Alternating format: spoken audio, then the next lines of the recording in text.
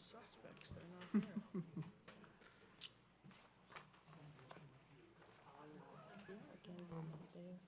Check Pat.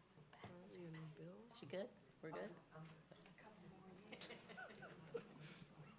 Charlie's on a cruise. Charlie Council? Oh, well, then Bill would be too, probably. They go on cruises together all the time. Charlie and Bill. Oh, yeah, nobody sits in their, they leave their That's seats the open. designated, It's probably the a usual print, suspects in a there. body print in the cushion. That's a good color on you. Oh, thanks. Very good color on you. What am I, chopped liver? No, red. Her No, red. you look good. Oh, Howard, you look stunning. Put you up, you look awesome too. Good morning, it is 9 a.m. Welcome to the April 18th, 2018 City Council meeting. 2 weeks went by just like that. We're back here already. Please stand first for an invocation and then the Pledge of Allegiance. Heavenly Father, we thank you for this opportunity in government to share to this meeting for a time of refreshment, of spirit and fellowship. Help us to work and think and pray together that we may be more perfectly fitted to serve you, those with whom we work in the task in which we have been called. Help us, God, to look wise and reflect thy wisdom. Fill us with high ideals. Empower us with love and goodwill to all, that we may rightly lead in the paths of chivalry and honor. And all this we ask in your name. Amen. I pledge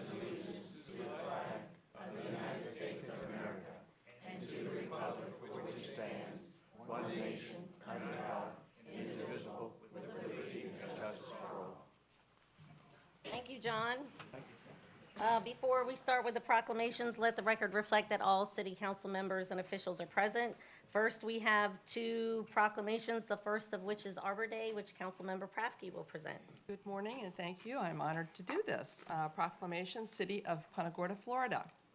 Whereas in 1872, J. Sterling Morton proposed to the Nebraska Board of Agriculture that a special day be set aside for the planting of trees.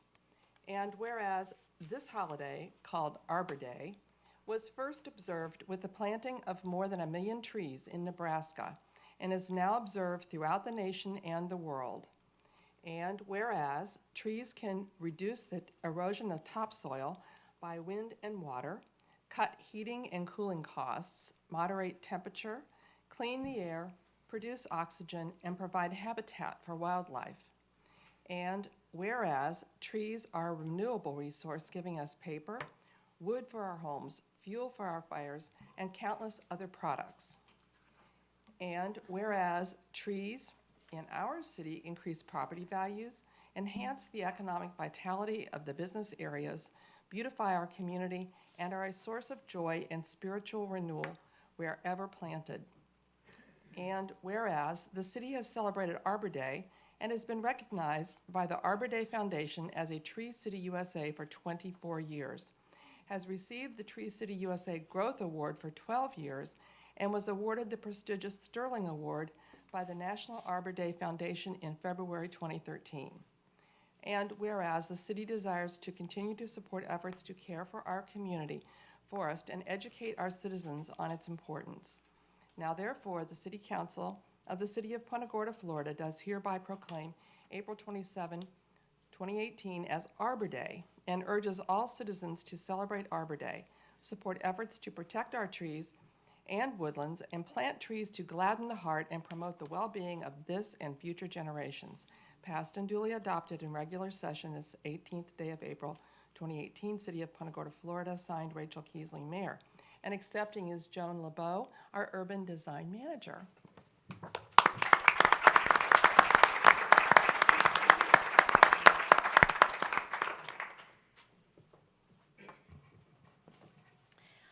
Joan LeBeau, Urban Design Manager. Thank you very much. On behalf of the city, I accept this proclamation, and we will be celebrating Arbor Day in May this year.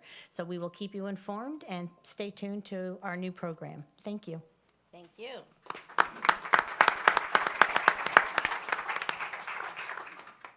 we have a proclamation for Law Day. Councilmember Cummings will present. Proclamation, City of Punta Gorda, Florida. Whereas Law Day is in the words of President Dwight D. Eisenhower, who established nationwide commemoration, the day of national dedication for the principles of government under law. And whereas the United States Constitution vests legislative, executive, and judicial power in the Congress, the President, and one Supreme Court, respectively. And whereas the three separate powers of the national government share power, and each also shares the check on the power of the others. And whereas separation of powers provides a framework for freedom, but this framework is not self-executing, as we the people must continually act to ensure our constitutional democracy endures, preserving our liberties and guaranteeing our rights. And whereas 2018 Law Day theme enables us to reflect on the separation of powers as fundamental to our constitutional purpose and to consider how our governmental system is working for ourselves and our prosperity. Now, therefore, the City Council of City of Punta Gorda, Florida, does hereby proclaim Tuesday, May 1st, 2018 as Law Day Separation of Powers Framework for Freedom Day in Punta Gorda, and urges all community residents, schools, businesses, and civic groups, news media, legal professionals, and law students to support this national day by participating in Law Day activities and to use this occasion to preserve and strengthen the rule of law. Passed and duly adopted in regular session this 18th day of April 2018, City of Punta Gorda, by Mayor Rachel Kiesling. This is presented to David Levitt. Oh, Thank you.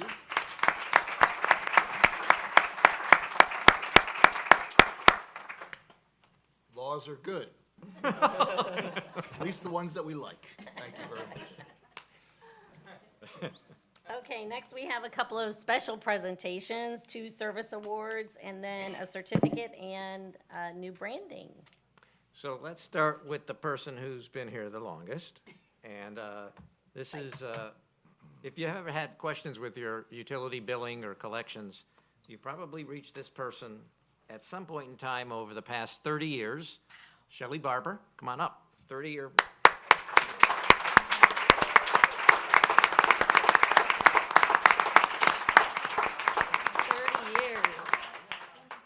One of my last duties here at the city is I have the honor of giving you the 30 years. They want to take your picture? And Shelley started 30 years ago as a meter reader for the city, and she got smart after 4 years and said it's too hot and buggy, so she came inside. And from what I understand, she still is called upon when they can't having trouble, the new people are having trouble finding meters. She still remembers where some of the meters are. So when they have a difficult customer, they pass it on to Shelley because her infectious laugh and her sense of humor just really comes forth. I know you're an animal lover. You take in animals like crazy. And we get all these compliment letters, and they usually say it's because of Shelley. So I am very happy. I've worked with you 25 years. This is my last official duty on saying on a 30-year employee anyway, but good luck to you, okay? You've been really good. Thank you.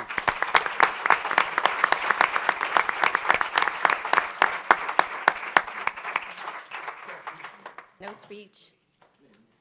No, the next person will take care of that. Oh, good. Oh, good. The next person is a 10-year service award for, some people know him as Lieutenant Tony Laurenti from the fire department. We know him because he's got what's called the gift of gab. Tony, come on up.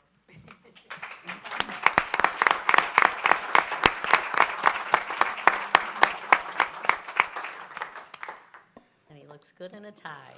Ray Briggs, Fire Chief. I'm going to tell you a little bit about Tony that maybe you don't know. A few things, so he may get embarrassed. We'll see. So first of all, congratulations. Tony and his family have lived in the area since the 1930s. Didn't know that. He's married to his wife here from Punta Gorda, and in fact, they were engaged under a tree at Gilchrist Park, which is interesting. They have one child, Enzo, who attends Punta Gorda Middle. We've all learned to grow and love him. Tony actually left Charlotte County and went to work. He enrolled in the Air Force, and he did a tour under in the first Gulf War. And after the Bosnian conflict, he came back. He actually joined the National Guard during the second Gulf War, and actually served our state during hurricane season 2004. And that's where he developed a passion for the fire service, and ultimately we were able to scoop him up at that point. Just when since he's worked for us in the past 10 years, I got to tell you what a blessing to our department, and just read a couple of things that he has accomplished. So number one, he takes great pride in serving his hometown, and that level of commitment and passion for his hometown has truly been admirable and contagious, so we really appreciate that. He is one of our fire inspectors. He's got that certification. He's a pump operator and engineer, a rescue diver, and certainly has grown to the rank of lieutenant. So as one of our lead paramedics in our early program, he helped develop our ALS program as well. So in the first 10 years, quite an accomplishment, and we're really looking forward to the next. So congratulations.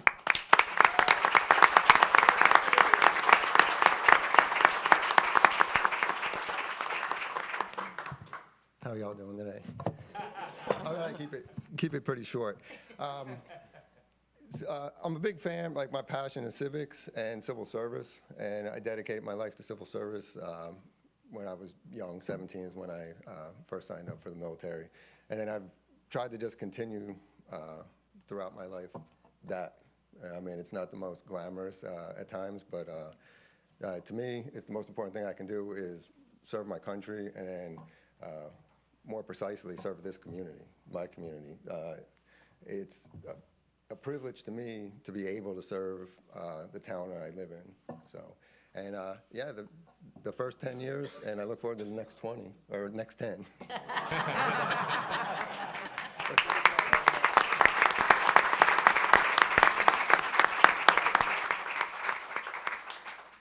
Yeah, these are the kind of people that you get to respond when you call for services, and thank you, Tony.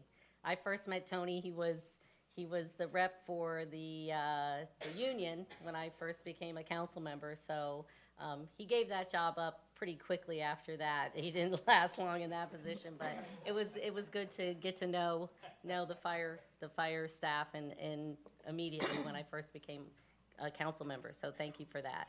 Thank you. Okay, next we have a special certificate. We have the IEMO, which is the Institute for Elected Municipal Officials, Level 3, the Leadership Challenge, which was completed by Councilmember Jaha Cummings. Congratulations.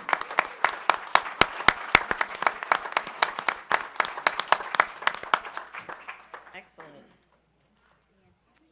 And next we have a special presentation by the Peace River Wildlife Center to introduce their new branding. Good morning, everybody. Pat Campagna, a board member of the Peace River Wildlife Center. I think that whenever we get referred to by anybody in the community, it's usually we're called the bird sanctuary. And we are so much more than a bird sanctuary. And our new branding is going to reflect the fact that not only do we take care of avian creatures, but we also take care of all mammals and also reptiles. As we get ready for big changes next year, we decided to look to change our branding and so that it reflects a total picture of who we are. And this is our new branding.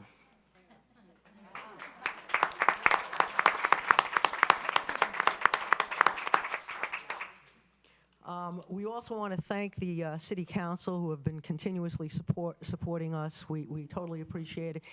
We also want the community to know that we are not going to be breaking ground this year, that we probably will be delayed until next April. We are waiting, as is the city, waiting for the design of the park to be completed.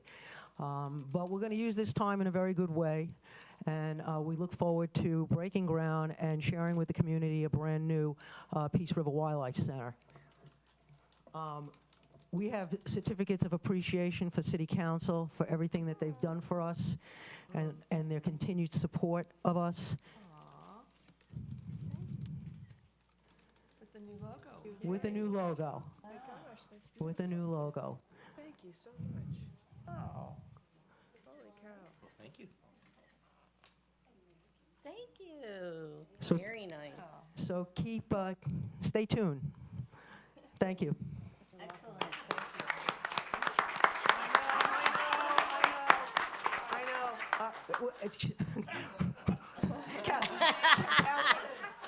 I didn't get one for Howard. I said, oh, okay. We'll definitely get it to you. Top liver. Thank you.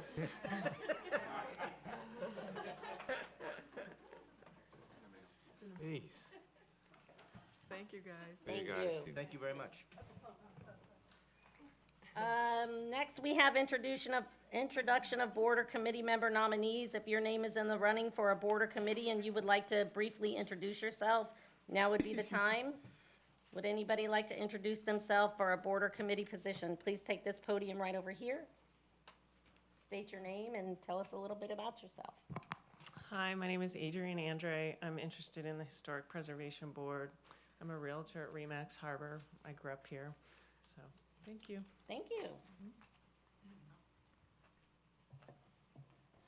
Good morning, I'm Bradford Gamblin, and I am a nominee for Historic Preservation Board position. I am an alternate now, and I've been privileged to serve on virtually every meeting since I've been named an alternate, and would like to move to the permanent position.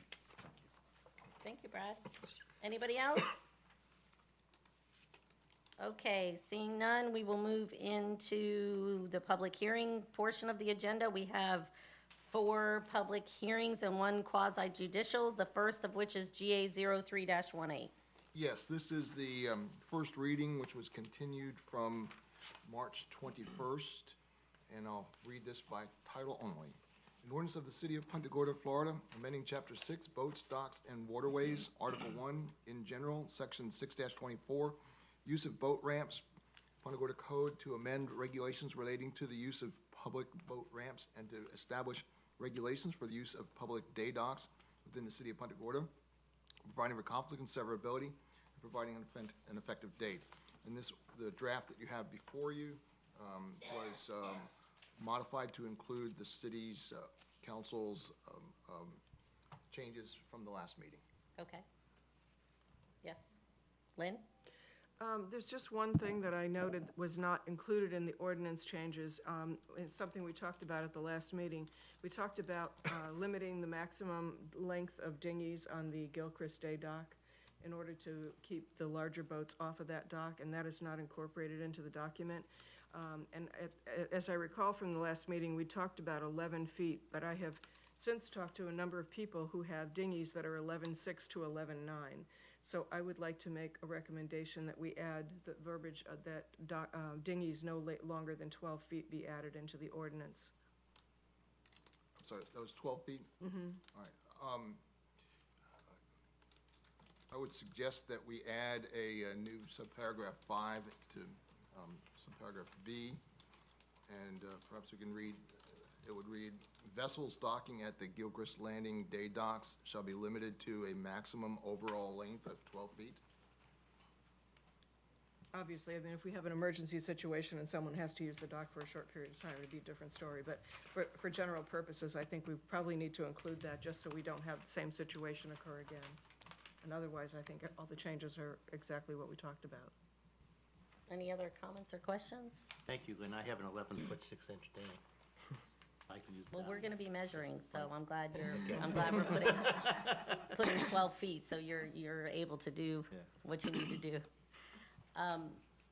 Any other comments? Okay, this is a public hearing. If you would like to speak on GA 03-18, now would be the time. Please take this podium, state your name. Anybody like to speak on GA 03-18? Anybody? Last call, come to the podium. State, you've got to speak in the microphone, you've got to state your name, and you have 3 minutes. This should take less. My name is Richard Kirschhofer. I live in PGI. I have a comment that may or may not be directly related to it, but it's the parking at the ramp at Lashley Park. We've gone several times with our boat loaded up to find no parking. And there's no alternate parking if you have a boat on a trailer. And in all cases, there's plenty of spots taken by single cars. If you go in the afternoon, where it is legal to park with a single car, you may still find the same situation. So since a lot of the homes can no longer launch boats from their houses and the area is growing, there's more demand. And I think single cars should not be allowed to park there at any time. and that way it'll alleviate a little bit of the stress. So we've also gone by car just to see if parking's available and watched other people circle and leave with their boats because there's no place to park and there's no alternate parking. And you can drive over to Ponce Park and find the same situation. And so your day ends and you take your boat home and you disappoint your company. That's all I have to say. Thank you. Anybody else want to speak on GA 03-18? You got to come to the podium, state your name. You have 3 minutes. Anybody else? Last call. Motion to close the public hearing. Second? We have a motion and a second to close the public hearing. All in favor? Aye. Opposed? Carried unanimously. This ordinance only talks about the day dock situation. It does not address any parking in Lashley Park, but we'll note that. Move approval of GA-03-18 As amended as today. amended. Second. We have a motion and a second to approve the ordinance as amended. All in favor? Aye. Opposed? Carried unanimously.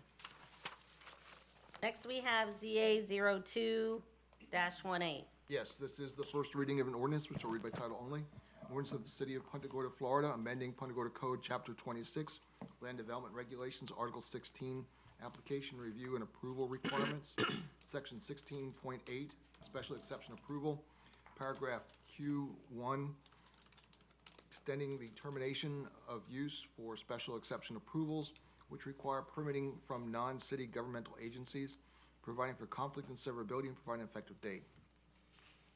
Good morning, Lisa Hannon, zoning official for the record. Special exceptions expire 2 years from the date of approval unless a permit or occupancy permit has been issued for the use. City Council recently approved a special exception request. However, the project will require extensive state and federal permitting, which is anticipated to take over 2 years to secure. Due to the time and expense in preparing the complex permitting applications, the applicant opted to seek City Council, the city's approval for the use first. As the code is currently written, there is no flexibility in the 2-year termination timeframe. The proposed amendment would allow the City Council to grant additional time up to 5 years for approved special exception uses, which require extensive state and federal permitting. An application for an extension of the approved special exception must be made no less than 90 days prior to the date of the expiration of the special exception. As part of the application, the property owner shall demonstrate that since the date of the special exception approval, it has been pursuing in good faith all required governmental authorizations for its proposed use, and additional time is necessary to secure all such approvals. There was one typo on the last sentence. It said addition time. It should be additional time. We can change that, correct that. Planning Commission and Urban Design staff recommend approval of ZA 02-18. And just so it's clear, it would be a total overall of 5 years, not 5 plus the 2. Okay. Any questions or comments for staff? David's comment is consistent with the conversation that we've had before, so. Okay, this is a public hearing. If anybody would like to speak on ZA 02-18, now would be the time. Would anybody like to speak on ZA 02-18? Last call. Please stand, rise, and make your way to this podium if you would like to speak on ZA 02-18. Move to close public hearing. Second. A motion and a second to close the public hearing. All in favor? Aye. Opposed?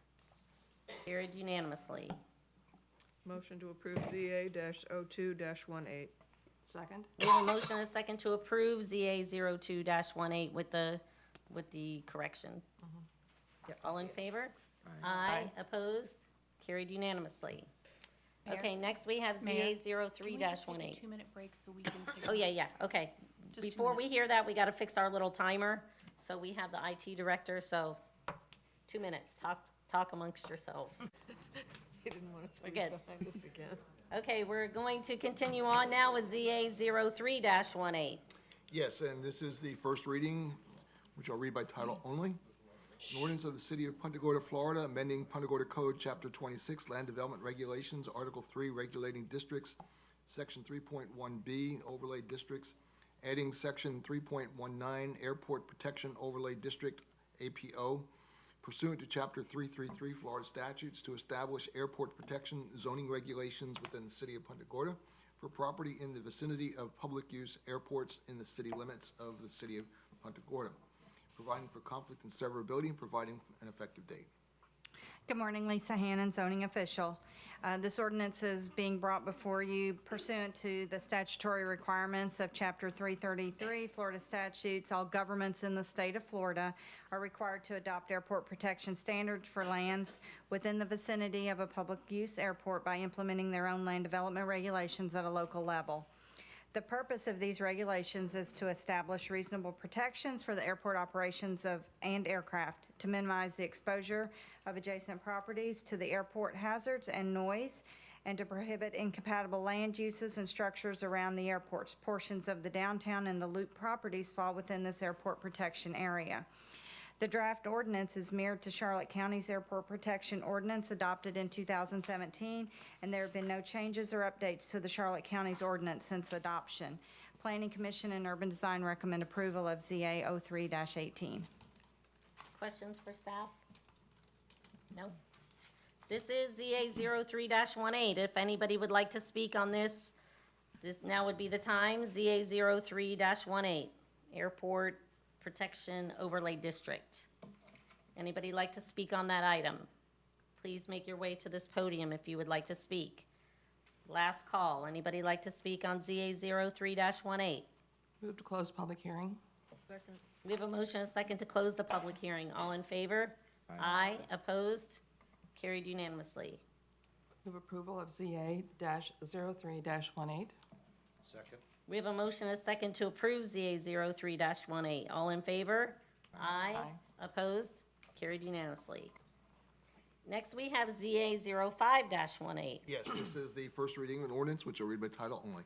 An ordinance of the City Council of the City of Punta Gorda, Florida, amending Punta Gorda Code, Chapter 26, Land Development Regulations, Article 3, Regulating Districts, Section 3.13M, SRO, Special Residential Overlay District, to clarify regulations regarding fence heights, providing for conflict and severability, and providing an effective date.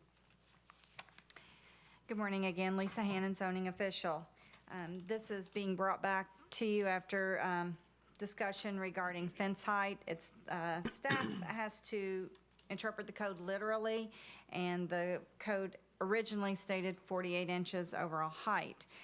Their contractors have expressed the need for a little bit of wiggle room, the way the ground is contoured at times, to make a fence be evenly installed. So this amendment would allow for the fence panels not to exceed 48 inches in height, and the maximum vertical clearance between the finished grade and the bottom of the panel shall be no more than 4 inches, and fence posts shall not exceed 54 inches above finished grade. And in addition, that any fence or wall being used as a residential swimming pool barrier in accordance with state law shall be permitted to meet the minimum barrier requirements required by the Residential Pool Safety Act. My question is, did we talk to the fence contractors? Did we talk to the gentleman that had come back here? Did we run this by him? He has seen this, yes. Okay, and he was okay with it? Yes. Okay. Any other questions for staff? This is ZA 05-18. If anybody would like to speak on this item, now would be the time. Please take this podium to my right, state your name, you have 3 minutes. Wendy Mueller. This is really just a question. Are the fences that already exist going to be grandfathered, or if needed to be replaced, would they have to drop to 4 feet? The existing fences that are non-conforming to the new regulations would be considered as legal non-conformities, so they can continue. And with respect to non-conformities in our code, Lisa, would you? Once a nonconformity is removed or has to be removed or replaced, it has to be installed or constructed in conformance with the current code. Now, But the question would be whether that applies to the entire fence or individual panels. it would depend on the amount. If it's more than 50% of the value of the fence, then the entire thing would have to come into conformance. But this is for special residential overlay district only, which has had a maximum fence height of 48 inches since, I believe, the 80s. So this doesn't include the downtown districts. This is for Punta Gorda Isles, Burnt Store Isles, and Burnt Store Meadows only. Yeah, so it's no change. Yeah, this gives it more flexibility, because Gives it in a the little more past, we were flexibility. failing the fence permits because of the 4 Correct. inches, and they needed that little bit to make it work. Correct. Anybody else like to speak on ZA 05-18? Make your way to the podium. Last call, anybody? ZA 05-18. Move to close public hearing. Second. We have a motion, a second, to close the public hearing. All in favor? Aye. Opposed? Move approval of ZA-05-18. Second. We have a motion and a second to approve ZA 05-18. All in favor? Aye. Opposed? Carried unanimously. Okay, next we have a quasi judicial SE 02-18, which anybody who wants to speak needs to be sworn in. Anyone that's going to be providing evidence or testimony needs to rise to be sworn in by the clerk at this time, please. Raise your right hand, please. Do you solemnly swear or affirm to tell the truth, the whole truth, and nothing but the truth in today's proceedings? I do. When you're ready to speak, please come to the podium, state your name, and indicate that you've been sworn. This is SC-02-18, a request by Royce Dockrell as agent for Valiant PG Corp., property owner, for a special exception pursuant to Chapter 26, Section 16.8 Punta Gorda Code, to allow a detoxification and substance abuse treatment center not primarily associated with a primary medical facility within the medical overlay district as a use permitted by special exception pursuant to Chapter 26, Section 3.17 F4 Punta Gorda Code on property zoned neighborhood center, address 610 East Olympia Avenue, Punta Gorda, Florida. Okay, so what's going to happen is staff has 30 minutes to make a presentation, and then the applicant has 30 minutes to make their presentation. Then we open it up for public comment, and then at the end, they both can respond. Sure. Okay. Good morning, Lisa Hannon, zoning official, and I have been sworn. I'd like to enter the staff report into the record by reference in its entirety. The request is to operate a residential detoxification and substance abuse treatment center in an existing structure at 610 East Olympia Avenue, located in the Neighborhood Center Zoning District, which is within the Medical Overlay District. There were some additional findings and concerns that were raised regarding security measures of the facility, and the applicant has provided the following additional information. Security measures will include 32 closed-circuit television cameras and 16 cameras installed on each floor. All perimeter doors are actively alarmed 24 hours per day. The center will also have 24-hour staff supervision. The facility will be designated to accommodate 22 clients at a time. Conclusions. Conclusion number 1. The property is zoned neighborhood center and falls within the medical overlay district. The city's adopted comprehensive plan 2040 defines the medical overlay district. This area exists to promote the development of top quality medical services in a campus-type approach, which is intended to foster streamlined, seamless, and more efficient delivery of medical services. Conclusion number 2. The existing 8,865 square foot building, 2-story building, met the development standards including parking, architecture, and landscaping when constructed in 1993. Conclusion number 3. It is staff's opinion that the proposed use of a residential detoxification and substance abuse center would not create any hazardous or conflicting pedestrian or vehicular traffic conditions within the adjacent neighborhood. Conclusion number 4. The special exception application is for a residential detoxification and substance abuse center only. Other addiction treatments, including but not limited to sex addiction, gambling addiction, etc., are not permitted at this facility. Staff recommended conditions of approval. Facility is required to notify the City of Punta Gorda Police Department immediately if a patient leaves on their own accord without completing the program. Number 2, all residents are to be accompanied by a facility staff member during all buddy walks. 3, if a registered sex offender is admitted for treatment under state law, the offender must register with the City of Punta Gorda Police Department within 48 hours as required by Florida Statute 775.21, Parent 6. 4, any deficient landscaping must be removed and/or replaced to conform with the approved landscape plan on file, which is required by code to be maintained in perpetuity. Number 5, this approval is for residential detoxification substance abuse center. Other addiction treatments, including but not limited to sex addiction and gambling addiction, are not permitted. Urban Design recommends approval of SC 02-18 with the above stated conclusions, and the Punta Gorda Development Review Committee and Planning Commission also recommended approval of the request. Thank you. Does that conclude your presentation? Concludes my presentation. Thank you. So now the applicant would have time to make their presentation.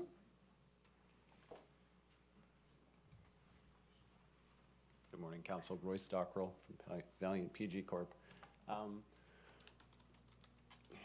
Back in November, we purchased the property on Olympia, and with the intention of moving forward with bringing an addiction treatment program, residential program, to the city of Punta Gorda. At that time, we've started moving forward with this process and ended up here today. So what we're proposing to do is we're proposing 22 beds for residential inpatient treatment of drug and alcohol addiction treatment. I did not realize that we were not talking about gambling addiction being included in there. It's not a big point, but we do get dual diagnosis clients who sometimes have an alcohol addiction, and sometimes hand in hand with that does go gambling. So I don't know if that's something that we can address and make any amendments to or not, but I can address that real quick. Okay. If they have a dual addiction, but their primary diagnosis, yeah. Okay. is alcohol or drug, it's fine. Okay.